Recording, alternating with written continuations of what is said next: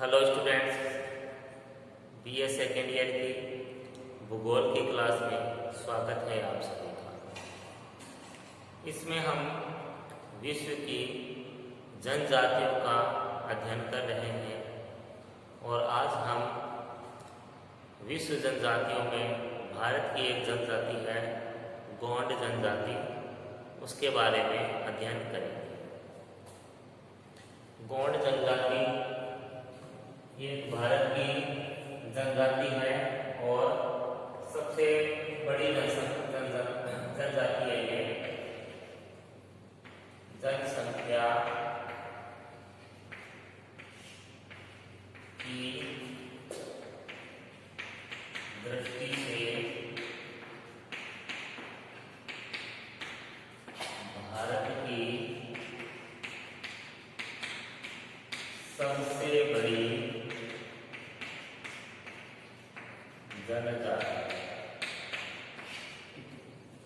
जनसंख्या की दृष्टि से ये भारत की सबसे बड़ी जनजाति है, गोंड जनजाति। और ये खासकर तो मध्य प्रदेश में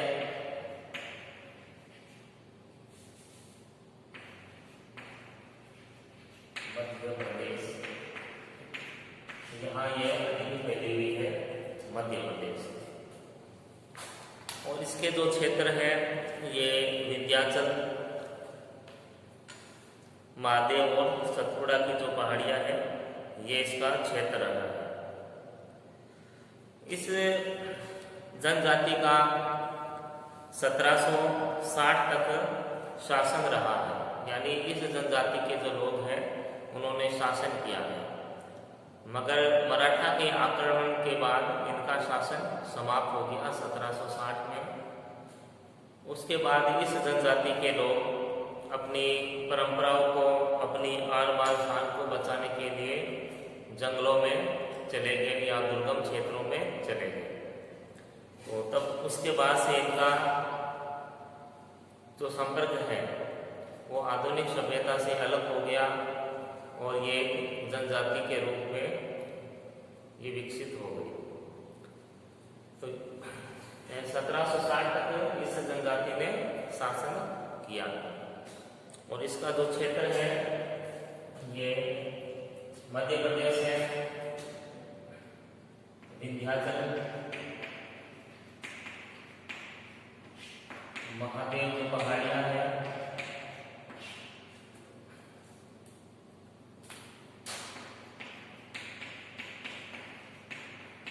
इन क्षेत्रों में इसका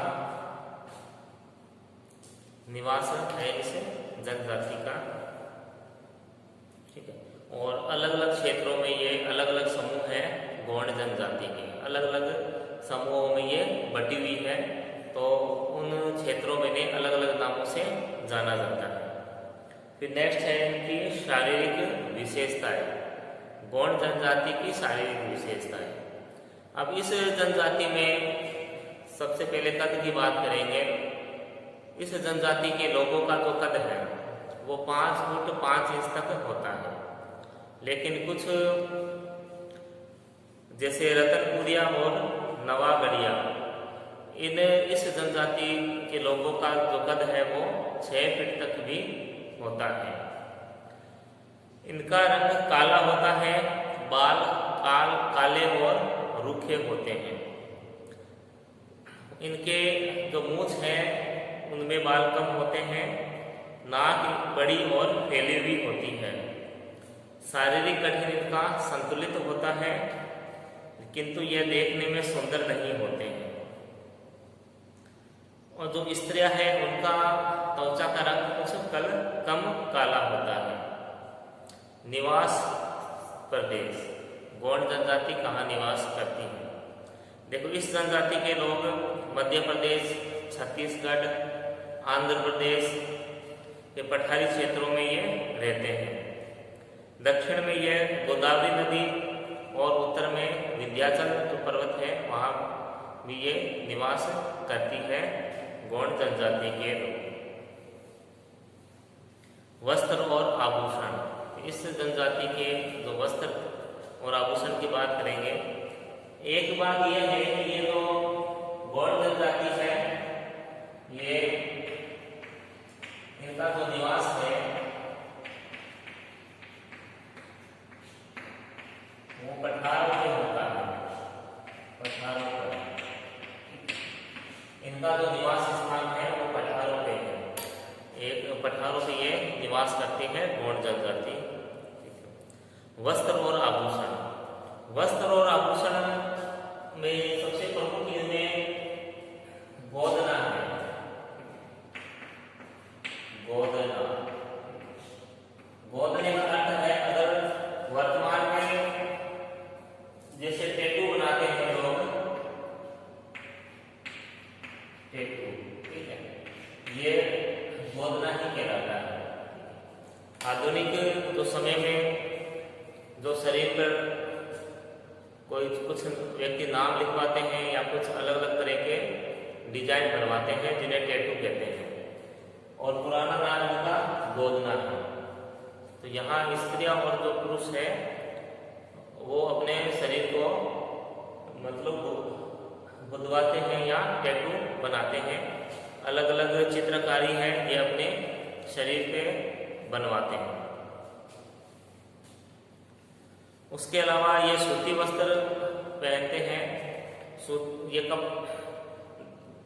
कपड़ा तो ये बाजार से खरीद के लाते हैं और गांव में ही उससे अपने वस्त्र बनाते हैं। उसके अलावा जो ऊनी वस्त्र है ये भेड़ और बकरी के बालों से स्वयं ही अपने ही गांव में बना लेते हैं। आभूषण में औरतें एल्यूमिनियम और चांदी की बालियां पहनती हैं।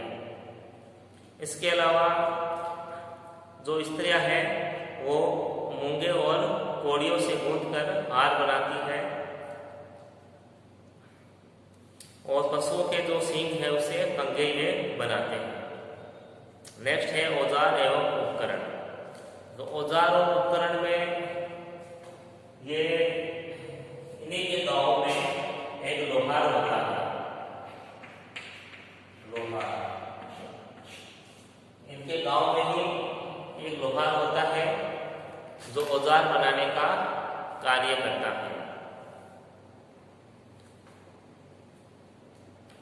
औजार इनके साधारण किस्म के होते हैं, जैसे कृषि के लिए फसल निराई के खुरपे, फसल काटने की दांतलियां और हंसिया, कृषि कार्य के लिए हल, लकड़ी काटने के लिए कुल्हाड़ी और अखेट करने के लिए तीर है, ये बनाते हैं। और ये इन्हीं के गांव में एक लोहार होता है, वो यह कार्य करता है। इसके अलावा लकड़ी के जो सामान हैं ये खुद ही बना लेते हैं। नेक्स्ट है सामाजिक व्यवस्था।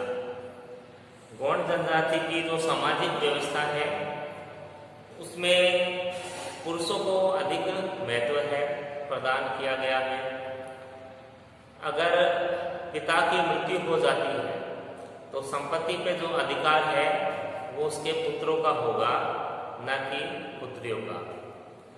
पुत्रियों का संपत्ति पर किसी भी तरह का कोई भी अधिकार नहीं होता है गौड़ जनजाति में, ठीक है। लेकिन वर्तमान में तो कानूनी अधिकार दिया गया है भारत सरकार के द्वारा और कोर्ट के द्वारा भी, लेकिन गौड़ जनजाति में ऐसा नहीं है। जो संपत्ति पर जो अधिकार होगा वो पुत्रों का ही होगा, न कि पुत्रियों का। यहाँ जो परिवार की इकाई है उसे भाई बंध कहते हैं।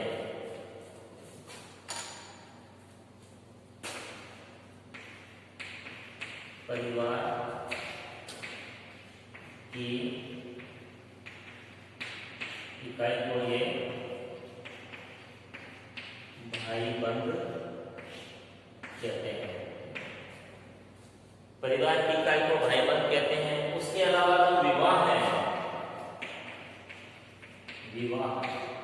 विवाह इनमें कई तरह के होते हैं। विवाह का एक प्रकार है सेवा विवाह।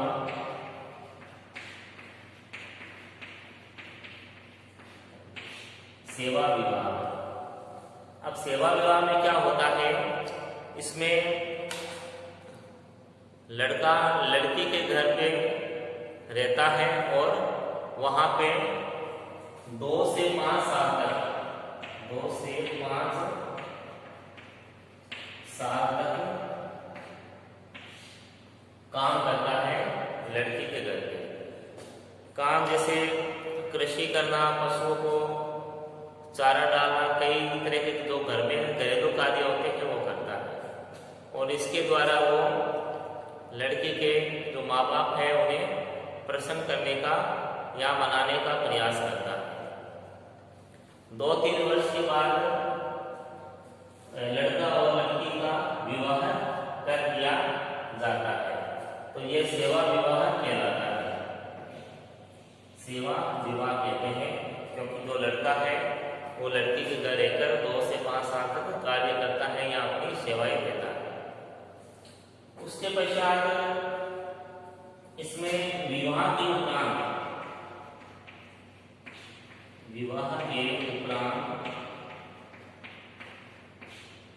जब पहला बच्चा होता है तो जो लड़की का पिता है वो लड़के वालों को शहद से बनी शराब भेंट करता है। शहद से बनी शराब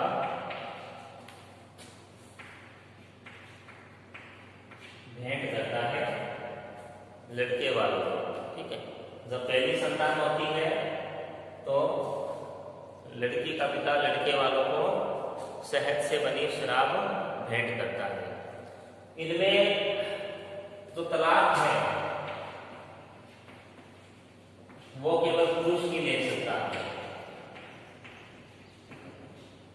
तलाक लेने का अधिकार वो केवल पुरुषों को ही है, स्त्रियां तलाक नहीं ले सकती है। इसके अलावा इनमें बहुपत्नी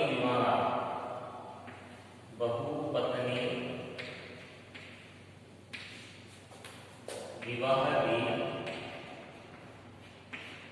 होता है, यानी 1 से अधिक पत्नियां भी इनमें होती है गौड़ जनजाति।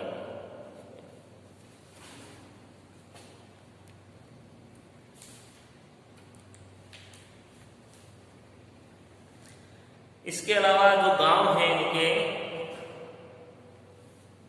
गांव से पहले उत्सव की बात करते हैं। ये किसी भी तरह का जो उत्सव होता है, उत्सव के लिए ये या तो जलाशय या फिर आम के जो वृक्ष होते हैं उसके पास ये उत्सव मनाते हैं, नृत्य वगैरह ये करते हैं। जो प्राकृतिक स्रोत है उनके पास ये उस उत्सव मनाना पसंद करते हैं। उसके अलावा गांव का जो मुखिया होता है उसे पटेल कहते हैं और गांव के चौकीदार को कोतवाल के नाम से जाना जाता है। इसके अतिरिक्त गोंड गांव में एक पुजारी और पुरोहित भी होता है जो देवार कहा जाता है। इसके अलावा गोंड जनजाति के गांव में 3 प्रमुख सामाजिक और सामुदायिक संस्थाएं होती हैं, बाड़ा, गोरी और गोतू। बाड़ा, गोरी और गोतू।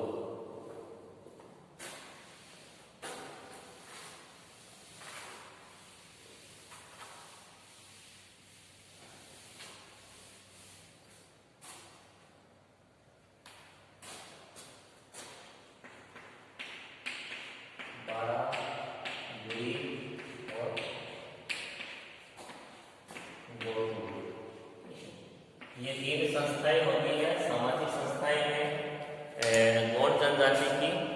अब इनमें देखिए क्या होता है। सबसे पहले है बाड़ा। बाड़ा एक गांव के पटेल या माल गुजार का घर कहलाता है और यह गांव के मध्य में स्थित होता है। यहाँ पर गांव के जो बड़े बुजुर्ग इकट्ठा होते हैं और गांव की भलाई के लिए कुछ नीतियां बनाते हैं।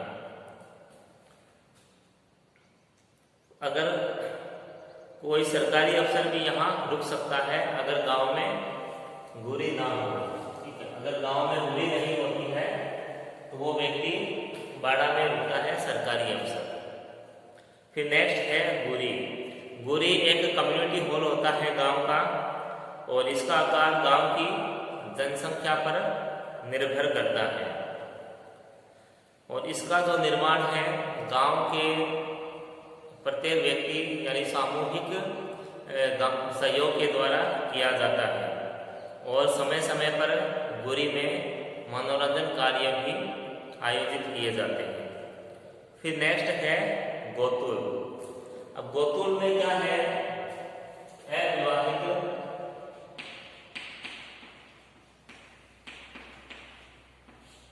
युवक और युवतियां रहते हैं। गोतुल में अविवाहित युवक और युवतियां रहते हैं। इन्हें सामाजिक जीवन के विषय में यहाँ ज्ञान कराया जाता है, और अलग अलग जो क्षेत्रों में गोतुल का जो नाम है वो अलग अलग है। नेक्स्ट है खानपान एवं भोजन। खानपान में ये लोग चावल और मोटे अनाज का उपयोग करते हैं।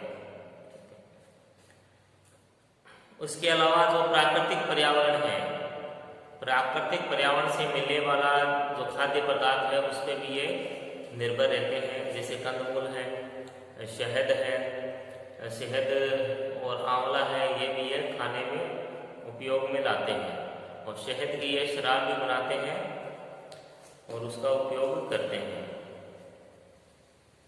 महुआ के ताज़ा फल भी ये बड़े चाव से खाते हैं। टेंगू और चर के फल भी जंगलों में बहुत इन्हें मिल जाते हैं, और जिन्हें ये भोजन के रूप में प्रयोग में लाते हैं। इसके अलावा आम, ये जामुन और आंवला, इनका प्रयोग भी ये करते हैं। नेक्स्ट है आर्थिक जीवन। देखो, आर्थिक जीवन में जो गौंड जनजाति के लोग हैं ये कृषि कार्य भी करते हैं, मछली पालन भी करते हैं, और वनों की उपज एकत्रित करते हैं, और पशुचारण भी करते हैं। इसमें जैसे पहले कृषि कार्य लेते हैं,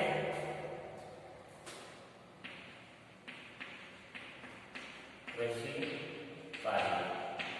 अब इनकी जो कृषि है इसे दो भागों में बांटा गया है।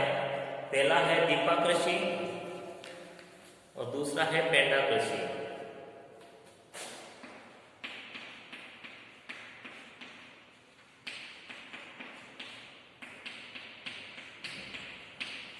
पेंडा कृषि। अब ये दोनों ही तरह की जो कृषि है वो स्थानांतरित कृषि है, झूमी कृषि।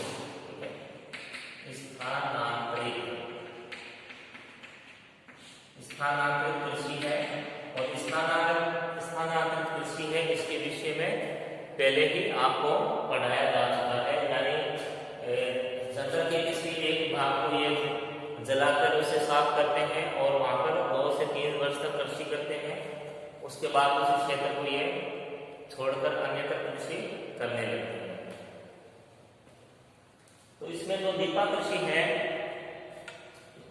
इसमें कृषि है मैदानी भाग में करते हैं,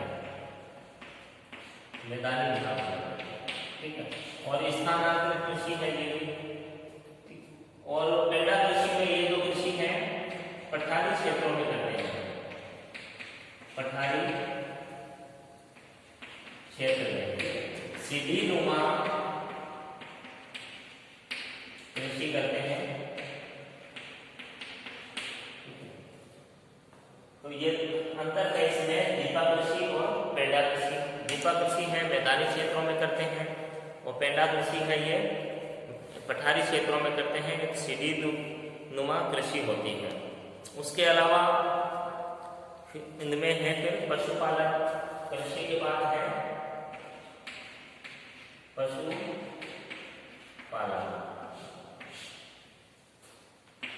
पशुपालन में पशु को पालते हैं, गाय, बैल, ये भैंस बकरी है इनका ये पालन करते हैं और इनसे प्राप्त होने वाली वस्तुओं का ये भोजन में उपयोग भी करते हैं।